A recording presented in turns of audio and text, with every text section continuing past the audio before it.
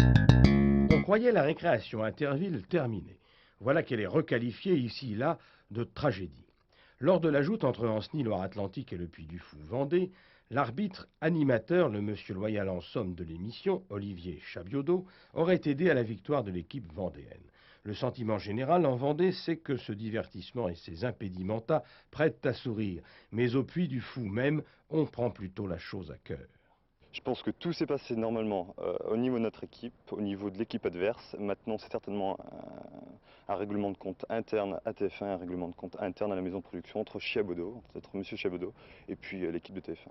Maintenant, c'est totalement en dehors du Puy du Fou. On avait beaucoup d'avantages et donc ils ont même ralenti, je dirais, pratiquement le jeu, enfin ça a été mon impression, pour qu'il y ait moins d'écart. Mais sinon on avait un écart largement favorable de toute manière lors de cette rencontre. Et vous voulez dire que le jeu a été ralenti en faveur de votre adversaire? Bah, à la limite plutôt, c'est ce que je dirais, oui. Il y avait tellement un écart très important dès le début de la rencontre que ça a plutôt été mon impression en effet. Oui. Et pour le président du Puy du Fou, c'est jeter le discrédit sur les Puy-Follets. Je ne peux pas me permettre d'en rester là.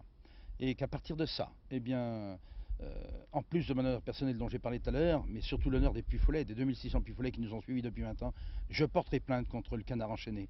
Parce que c'est pas possible qu'on puisse dénigrer, raconter, excusez l'expression, des conneries entre guillemets, comme cela. Peut-être qu'il y avait ces 3 doigts flagrants, je les ai vus comme tout le monde, mais à qui s'adresse-t-il? Je n'en sais rien.